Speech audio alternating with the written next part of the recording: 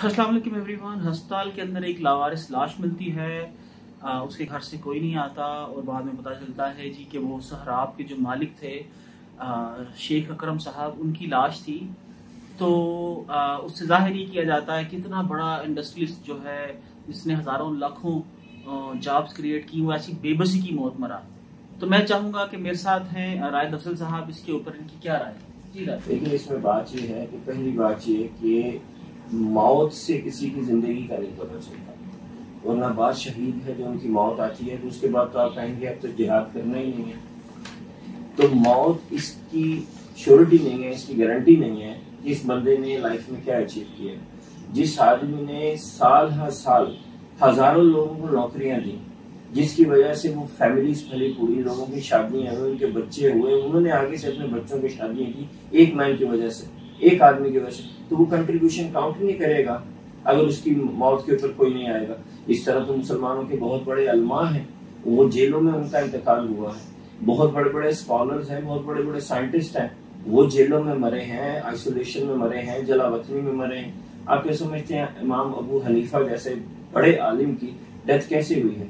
Jail में हुई है। तो ये कोई गारंटी नहीं है। असल बात यह है कि उसका कंट्रीब्यूशन क्या है, और अगर एक अच्छे बिजनेसमैन का कंट्रीब्यूशन ना होता तो अल्लाह के नबी ये क्यों कहते कि क़यामत के दिन एक ताजिर और मैं आपस में पड़ोसी होंगे? अल्लाह के नबी ने एक आलिम को अपना पड़ोसी नहीं कहा, आप हदीस उठा के देख लीजिए। एक ताजिर को कहा है, क्योंकि ताजिर का इकोनॉमी में मल्टीप्लायर इफेक्ट होता है। मल्टीप्लायर इफेक्ट ये होता है कि वो एक आदमी को नौकरी देता है, फिर उसकी वजह से उसकी बच्ची स्कूल में जाती है तो स्कूल की फीस जाती है, फिर उसकी वजह से स्कूल का यूनिफॉर्म बिकता है, यूनिफॉर्म वाला जिस कपड़े वाले से कपड़ा खरीदता है वो बिकता है, बेकरी वाले की डबल रोटी बिकती है। तो एक ताजिर का मल्टीप्लायर इफेक्ट है। इसलिए एक आइसोलेशन में एक तस्वीर को देख के हम ये नहीं कह सकते कि इस आदमी की बिजनेस अचीवमेंट नहीं है, बल्कि ये भी ऐन मुमकिन है कि इस वक्त जो दुनिया में चल रही है ना साइकोलॉजिकल वॉरफेयर बिजनेस की, ये उसका एक प्रोपेगेंडा वार का हिस्सा हो कि पाकिस्तानियों को एंटी बिजनेस करना है, anti trade, anti money making करना है। बहुत हद तक कर चुके हैं, 100% कर चुके हैं। और ये मसला ये बड़ा पुरानी है इसकी तारीख। इसको किया किसने? इसको गोरों ने किया। गोरों ने किया। वो नहीं चाहते थे कि इधर का बिजनेसमैन डेवलप हो, बिलखुसूस मुसलमान। उन्होंने डेवलप किया हिंदुओं को और बिलखुसूस पारसियों को। वो उनके राइट एंड लेफ्ट थे, क्योंकि वो मुसलमान नहीं थे। तो गोरा चाहता था कि इस इलाके में बिजनेस जो है वो या तो उसके अपने हाथ में रहे, या second in line, second tier business जो है वो हिंदुओं के और बिलखुसूस पारसियों के रहे, क्योंकि वो कल्चरली उनसे ज्यादा अलाइंड थे। तो उन्होंने किया। उससे पहले जो वर्जन यहाँ था, बुद्ध मत था और हिंदू मत था, वो एंटी बिजनेस था ना, वो दुनिया से अलहदगी का रुझान था, उसके अंदर रहबानियत थी। उन्होंने किया। तो हम मुसलमान जब यहाँ दुनिया में इधर आए तो एक छोटे से खित्ते के अलावा तो जो गुजरात का खित्ता है, यहाँ पे गुजराती मुसलमान हुए, जहाँ पे मुसलमानों की पहली कॉलोनी बनी। बाकी सारों का जो मजहब था, वो जिस किस्म का मजहब फैला तो वो उसमें रहबानियत आ गई। वो बहुत ज्यादा बुद्ध मत से, गौतम बुद्धा से और सुध मत, ये जितने भी हिंदू मत थे ना, उनसे मुतासिर था। तो वो तो हमारे ब्लड में चला आ रहा था और हम उसमें से निकले भी नहीं। आप सही। तो मुझे ये भी जानना है, पूछना है कि मतलब एक शख्स है जिसने इतनी बड़ी एम्पायर बिल्ड की, हजारों लोगों को जॉब्स दी, उनकी जिंदगियां बनी, उससे उन्होंने सदका भी लोगों ने किया होगा, ठीक है, लोग बेरोजगार नहीं हुए, लोगों ने भीख नहीं मांगी, गुर्बत से कत्ल गारत नहीं की। ये सारी नेकियां उसके पास थी, उसके पल्ले थी, लेकिन फिर भी औलाद नाफरमान निकली, उसके मरने के ऊपर भी नहीं आई। देखिए, औलाद जो है ना किसी फर्द की सक्सेस का क्राइटेरिया नहीं। ये अल्लाह ताला ने हजरत नूह की मिसाल से ना साबित कर दिया। हर इंसान ने अपनी कब्र में जाना है। ये जो हम सोचते हैं ना, अगेन ये हमारे इंडिया पाकिस्तान के इस्लाम का वर्जन है कि अगर बाप इतना अच्छा था तो बेटा क्यों नहीं वैसा था। आपको मैं नाम नहीं लेना चाहता हूँ, वरना बहुत बड़े बड़े स्कॉलर्स, मजहबी स्कॉलर जिनकी किताबें आज हम पढ़ते हैं, जिनको फॉलो करते हैं ना, जरा उनके बच्चों का हाल देखें तो आप हैरान रह जाए। और अल्लाह ताला ने इस चीज को ये साबित करने के लिए कि भाई तुम और वो और है, हजरत नूह की इतनी तफसील से मिसाल हमें दे दी है। इसलिए ये इन दोनों को लिंक करना एक अगेन टिपिकल हिंदू मत का हिस्सा है। मुसलमान इंडिविजुअल को देखते हैं, I am an independent individual, मेरा बेटा एक इंडिपेंडेंट इंडिविजुअल है, उसकी लाइफ अलग है, मेरी लाइफ अलग है, उसको उनसे तोला नहीं जा सकता। उसकी सक्सेस एज अ बिजनेसमैन, आपको पता है इस बंदे की inspiring, he was the earliest industrialist in Pakistan. जरा जाके देखिए तो इससे बड़े बड़े इंडस्ट्रियलिस्ट जिनके पास 1000 12 से 3 हजार लोग काम कर रहे हैं, इस सहगल साहब उनके लिए कितनी बड़ी इंस्पायरेशन थे, एक रोल मॉडल थे। इनकी वजह से बड़े लोगों ने पाकिस्तान में बिजनेस शुरू किए हैं जहां पे अब इस वक्त लाखों लोग एम्प्लॉयड हैं, वो काउंट करता है। तो राज साहब, हर दूसरा शख्स जो है किसी रिच को, किसी ऐसी जिसको इंस्पिरेशन होना चाहिए, उनको गाली हम लोग यहाँ पर क्यों देते हैं? ये एक अजीब सा कल्चर है हमारे इंडिया पाकिस्तान का, खास कल्चर है, ये हमें समझने की जरूरत है ना। अपनी नाकामी के एहसास से शर्मिंदा है, फराज का बड़ा मशहूर शेर है कि अपनी नाकामी के एहसास से शर्मिंदा है, खुद नहीं रखते औरों के बुझाते हैं चराग। कि हमारा प्रॉब्लम ये है कि if we are unable to achieve a success, अगर हम एक कामयाबी ना ले सके ना, तो जिस आदमी ने कामयाबी ली उससे सीखने की बजाय हम उससे हसद करना शुरू कर देते हैं। ये एक डिजीज है, ये एक मर्ज है। ये कमजोर लोग जो है ना, इसीलिए इकबाल ने हमें इतना मोटिवेट किया है कि be positive, learn from successful people, become a successful people instead of sitting and crying.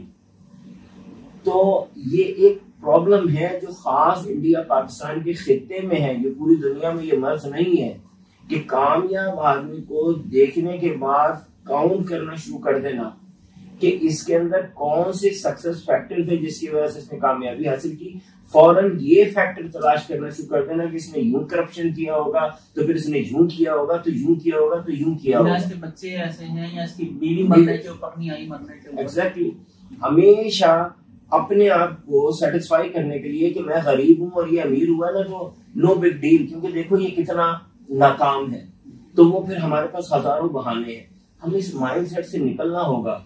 ये एक मर्ज है, ये एक डिजीज है जो खास इंडिया पाकिस्तान के लोगों में पाई जाती है, हमारे अलावा लोगों में बहुत कम नहीं है। लेकिन इंडिया के अंदर तो हम लोग बड़ी ऐसी कॉर्पोरेशंस देखते हैं जो आज दुनिया की बड़ी बड़ी कंपनीज के साथ डील कर रही हैं, जिसकी मिसाल टाटा की मिसाल हमारे सामने है। इसके अलावा अनगिनत नाम है पाकिस्तान में, तो हमें एक ऐसा नाम नजर देखिए मसला पता क्या हुआ है कि पिछले 40-50 साल में इंडिया का कल्चर बहुत चेंज हो गया है, प्रो बिजनेस हो गया है, प्रो बिजनेस हो गया है। वहाँ बिजनेसमैन एक मॉडल बन गया है, वहाँ बिजनेसमैन की सक्सेस को देखा जा रहा है, वहाँ टाटाज और बिरलास को देखा जा रहा है और अजीमी को देखा जा रहा है, आईटी के बहुत बड़े। वहाँ पे लोग जो हैं उनकी इंस्पायरेशन वो लोग हैं कि हमारे मुल्क में कौन से दो बड़े हैं जो हमारी इंस्पायरेशन है, एक मौलवी है और दूसरी मिलिट्री है, जनरल्स है। हमारी ये तो इंस्पायरेशन है, हमारे अलावा इसके अलावा इंस्पायरेशन ही नहीं है। आप देखिए, हम फौजी की सक्सेस को क्रिटिसाइज नहीं करते, हम मौलवी साहब की सक्सेस को क्रिटिसाइज नहीं करते, लेकिन हम बिजनेसमैन की सक्सेस को क्रिटिसाइज करते हैं। और दुनिया में बिल्कुल रिवर्स है, वहां पे इन दो को रिवर्स किया, बल्कि इनको तो उन्होंने बिल्कुल एक कोने में कर दिया ना, सोसाइटी में से बिल्कुल कोने में डाल दिया। एक को चर्च में डाल दिया, दूसरे को बैरक में डाल दिया, और जो बिजनेसमैन है उसको रिगार्ड दिया। इसीलिए हम उन मुल्कों के मोहताज हैं जहाँ पे बिजनेसमैन की रिस्पेक्ट है, उन्हीं से हमने लोन लेने हैं, उन्हीं से हमने खैरात मांगनी है, उन्हीं से हमने वैक्सीन लेनी है, जिन्होंने रिस्पेक्ट बिजनेसमैन को दी हुई है, क्योंकि इकोनॉमी का पहिया वो चलाता है, रिस्क के हालात वो क्रिएट करता है। ये प्रॉब्लम है पाकिस्तान में। तो अगर अखबार पढ़ के देखें तो यहाँ पर हर बिजनेसमैन करप्ट है। एग्जैक्टली, सब करप्ट है, बिजनेसमैन को रिस्पेक्ट नहीं है। आप देखिए ना, ये ममालिक देखिए, कितने दुनिया के ममालिक है, 3 लोगों को नौकरी दे दें, 1 लाख रुपया ले लें तो सिटीजनशिप ले लें, 4 लोगों को नौकरी दे दें, 2 लाख डॉलर ले आए तो आप सिटीजनशिप ले लें। लाइन लगी पड़ी ऐसे मुल्कों की, वो अपने मुल्क में बिल्डिंग्स के नाम, चीजों के नाम, रोडों के नाम किसके नाम पे रख रहे हैं? सक्सेसफुल बिजनेसमैन के नाम पे। अमेरिका में जाके देखें कितने स्कूलों के नाम, कितने हॉस्पिटल्स के नाम सक्सेसफुल बिजनेसमैनों के नाम पे।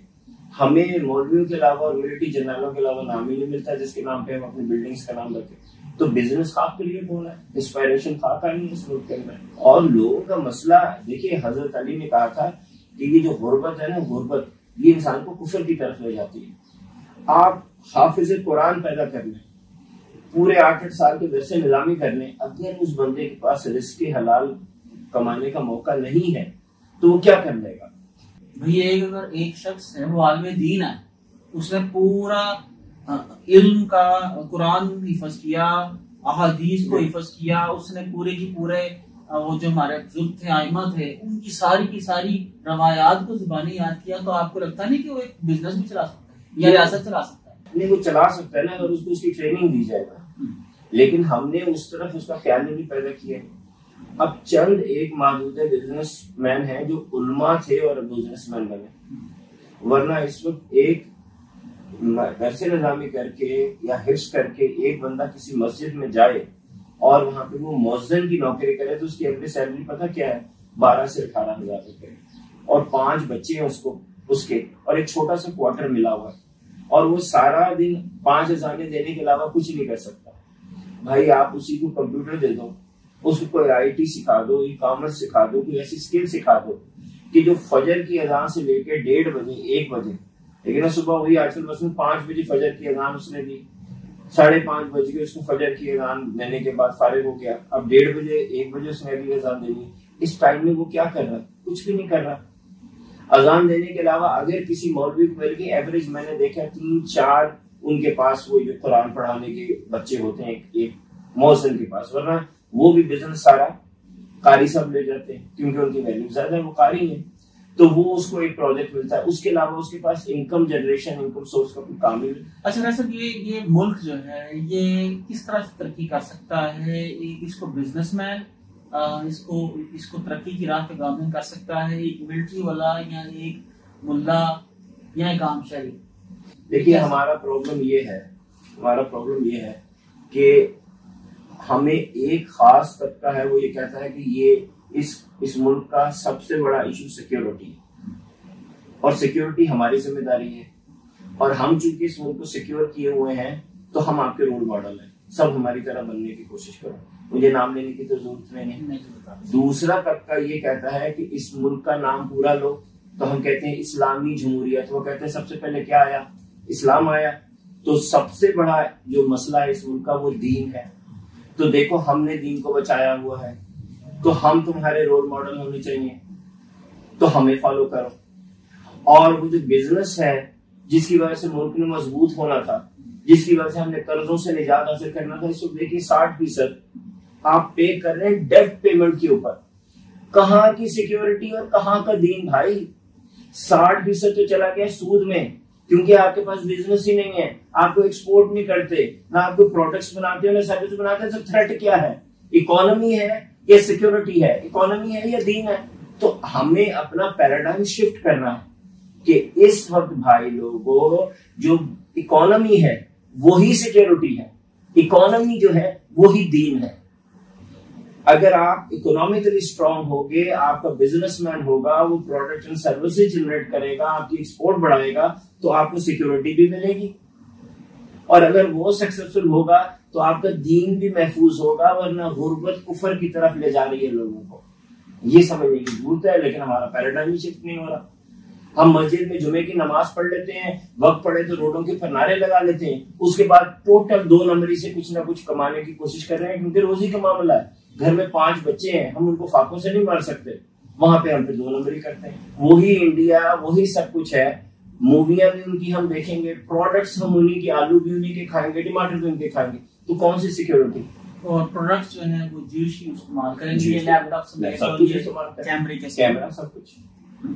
ये मसला है ना हमारा, यानी हमारे पास अपनी कोई प्रोडक्ट्स एंड सर्विसेज नहीं रहेंगे, वो हमने सारी बाहर की यूज करनी है, क्योंकि हमने अपने बिजनेसमैन को स्ट्रेंथन नहीं किया, उसको रिस्पेक्ट ही नहीं दी, उसको इज्जत ही नहीं दी, उसकी वैल्यू ही कोई नहीं। लेकिन फिर अगेन बात, सारे बिजनेसमैन करप्ट हैं यहाँ पे, क्या करें? इसकी मतलब मैं पूछना ये चाह रहा हूँ कि सिर्फ बिजनेसमैन ही करप्ट है? मतलब इस मुल्क के जो बाकी इंस्टीट्यूशंस हैं क्या वो करप्ट नहीं है? देखिए मसला पता क्या है, मसला ये है कि जो एक इंस्टीट्यूशन जिसकी वैल्यू नहीं हो ना लोगों के पास, तो उसी को आप किसी भी किस्म का लेबल लगा दें, ठीक है ना। यानी देखिए एक छोटा सा बच्चा है, आपके पास एक स्टिकर है, वो कमजोर है ना, आप उसके यहाँ स्टिकर लगा दें, उसे पता नहीं। आपको याद है स्कूल में हमारे पीछे कोई स्टिकर लगा देते थे, हम सारा दिन घूमते थे, लोग हमारे ऊपर हंसते थे, हमें पता ही नहीं चलता था कि आई एम अ फूल, मैं पागल हूँ, मुझे किक मारो, मेरे पीछे लगा, क्योंकि हम कमजोर थे, हमारी रिस्पेक्ट नहीं थी। तो बिजनेसमैन पाकिस्तान में किस तरीके से रिस्पेक्ट अपनी बना सकता है, अपने आप को ताकतवर कर सकता है? देखिए हमारे मुल्क में ना दो तबके की कोई रिस्पेक्ट नहीं है, एक बिजनेसमैन की, दूसरे टीचर, ठीक है, उस्ताद की। ये दोनों की रिस्पेक्ट ना बदकिस्मती से ये दोनों खुद पैदा नहीं करते, ये पूरी कौम का एक अपना माइंडसेट होता है। तो अगर कौम ना इन दोनों शोबों की रिस्पेक्ट करना चाहे तो फिर क्या? तो फिर ये होता है कि पहले उनका 40% टोटल साल की आमदन सूद में जाती है, फिर 50% जाती है, फिर अभी 60% हो गई है, और इंशाल्लाह ताला थोड़े दिनों में 80% होगी। हमारे आपके पास ना खाने के पैसे होंगे, ना कुछ और करने के पैसे। उसके बाद जाहिर है हम देखिए जो बाहर के मुल्क है ना, वो हमें वेंटिलेटर पे जिंदा रखते हैं, ठीक है, क्योंकि उन्होंने हमें सूद दिया हुआ है। वो चाहते हैं कि उस पेमेंट को लेते रहें, वो जॉब की तरह हमारे साथ चिपके रहें। वो हमें 80% पे ले आएंगे रफ्ता रफ्ता बड़े प्लान तरीके से, और हमारा बिजनेस और इंडस्ट्री कुछ नहीं होगा, हम सिर्फ कंज्यूम करेंगे। हमें शैम्पू भी बाहर से आएगा, अपने लैपटॉप का वो भी बाहर से आएगी, या परफ्यूम पड़ेगी ये भी बाहर से आएगी, हर चीज बाहर से आएगी, और हम सिर्फ पेमेंट देते रहेंगे। होगा ये कि अब देखिए पिछले 2 साल के अंदर पाकिस्तान में 40% जो पॉवर्टी लाइन से नीचे लोग थे ना, अब वो 50+ हो गए, अब वो 60+ हो जाएंगे। डेट जो है 80% हो जाएगा। बिजनेस हम कोई करेंगे नहीं, वो करने से हर कोई डरेगा, क्योंकि उनको सब करप्ट बोलेंगे, और बस हम इसी तरह जिंदा रहेंगे। पॉवर्टी में रोडें टूटी हुई, हॉस्पिटल में दवाइयां कोई नहीं, क्वालिटी ऑफ एजुकेशन कोई नहीं, माहौल अच्छा नहीं, सुकून नहीं, लॉ एंड ऑर्डर नहीं, बस इसी तरह हम सिसक के जीते रहेंगे। पर पर्सन जो लाइफ एवरेज है वो हमारी वन ऑफ द लोएस्ट होती जा रही है, 50 के करीब आ रही है। दुनिया 70 पे पहुंच गई है, हमारी 50 पे है, वो भी और ड्रॉप होती जाएगी। लोग पैदा होते जाएंगे, अर्ली मरते जाएंगे, इसी तरह सब चलेगा। ऑलराइट राइट साहब, इसके बाद हम लोग मजीद बात करेंगे जनाब। बस ये छोटा सा इंटरव्यू था, और इसके अंदर यही मैं जानना चाहता था कि क्या किसी भी इंसान की मौत जो है, किसी भी तरीके से उसकी मौत जो है, क्या ये डिस्क्राइब करती है कि उसने जो जिंदगी गुजारी है, क्या वो मीनिंगफुल थी, वो बामानी थी या नहीं थी? तो जनाब होपफुली आपको भी कुछ सोचने का मौका मिलेगा, और मुझे भी मिला। Thank you.